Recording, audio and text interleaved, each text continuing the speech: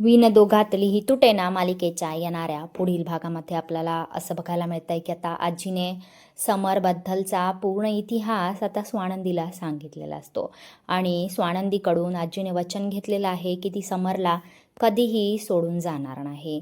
स्वानंदीसुद्धा आजीला वचन देते की मी आता समर सरांची खूप काळजी घेणार, माझी बायकोची जी कर्तव्य असतील ती मी आता पूर्णपणे पार पाडणार आहे आणि त्यांचा कोणालाही आता मी गैरफायदा घेऊ देणार नाही आहे.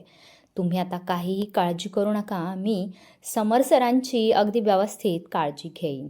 त्यानंतर घरी आल्यावर स्वानंदी समरला म्हणते की अधीराचं पहिली संक्रांत आहे, त्याच्यामुळे मी घरी कार्यक्रम ठेवलेला आहे आणि त्याच्या कार्यक्रमामध्ये रोहनला सुद्धा मी बोलावलेलं आहे आणि या सगळ्यामध्ये मला तुमची साथ हवी आहे आणि हे सगळं मी रोहन अधीराला एकत्र आणण्यासाठी करत आहे. समरसुद्धा स्वानंदीला म्हणतो की त्यांना एकत्र आणण्यासाठी माझा तुम्हाला फुल सपोर्ट राहील.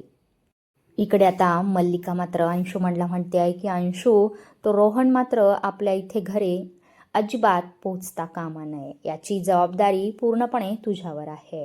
त्या रोहनचं काय करायचं आहे ते कर, पण तो इथे आलाच नाही पाहिजे. आणि ठरल्याप्रमाणे आता अंशुमन रोहनला रस्त्यातच गाठणार आहे आणि त्याच्यावर तो जीवघेणा हल्लासुद्धा करणार आहे.